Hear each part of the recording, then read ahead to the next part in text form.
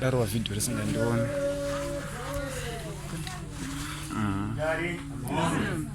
Gari mazioni. Chimtanga ndangotenda umwari. Vachitsapa nonyama nemwe yadzi zviri pamwe. Amen. Kusiri kugona kwedu kana kufunga kwedu. Vatatiwe tichiona zuva ranhasi.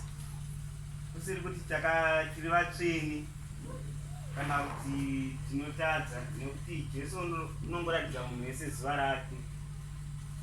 Nekuti kune vanotadza vamuka asi hazvirevi kuti ivavo vanoti tiri vatsveni nekuti Mwari akamba achitwegere tisingapedza nguva dzakune mashoko atanga basa. Basa ipanana Matthew 14:22. Soro shoko. Yesu anofamba pamusoro pemvura. 22 verse. Pakarepo wakagombedzera vadzidzi vake kuti vapinde mugwa. Vamutungamirire mhiri. Iye ndokusara kuendesa vanhu vazhinji. 23 verse.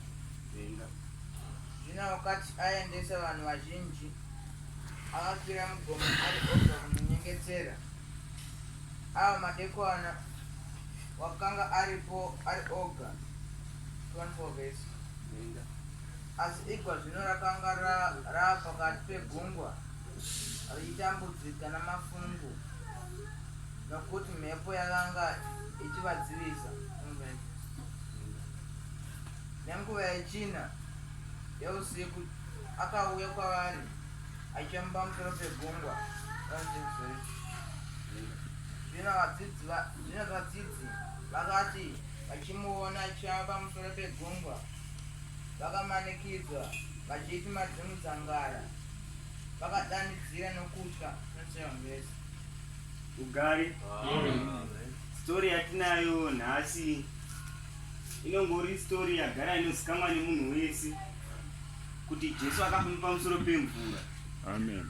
Asi story haingosi story yakangoitwa kuti tizive kuti Jesu anokwanisa kuita minane, kuti anokwanisa kubhururuka kana kuti kufamba pamusoro pemvura.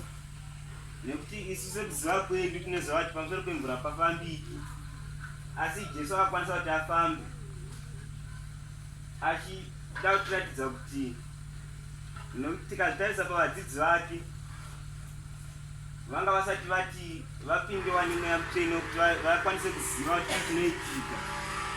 Vakatanga kuti Jesu otiitira minana pano isiri yekwaMwari, nekuti vamwe tinongobhilivha kuti minana yekwaMwari ndiye kungoti munhu anongonzipora, munhu akadopora nekuti iye yapora nekuda kwaMwari.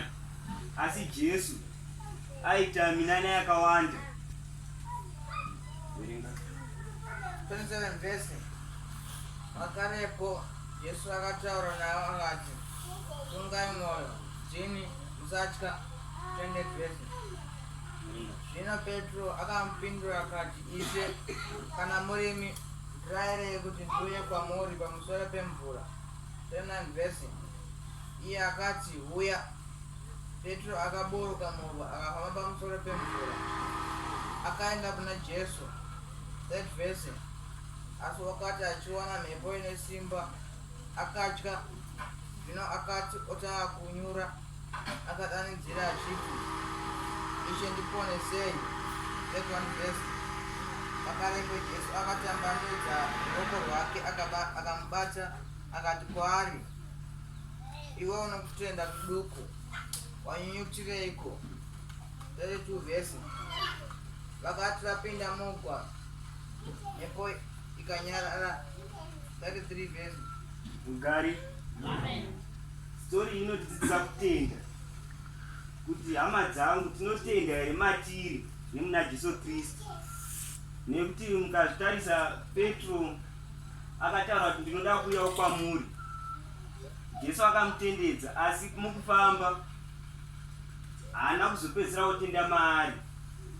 Chinongodiwa patiri, kunyange tichita chipi nechipi muupenyu, ngative tinoziva Jesu Kristu uye tive tinotenda matiri, kuti nesimba rashe chatinoita chese ndinobudirira.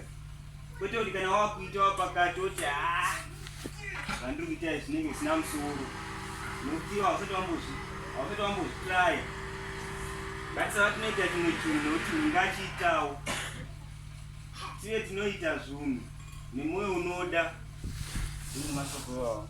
Amen.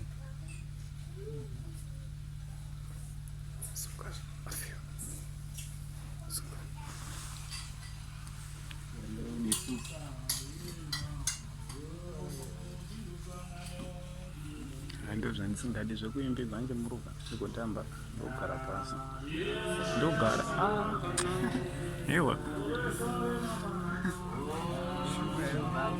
ndogara pasi nandina mutemo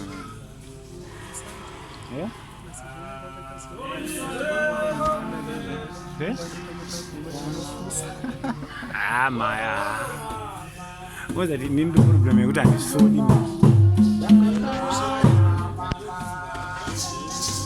Jerusalema, mwani mambo, Maria.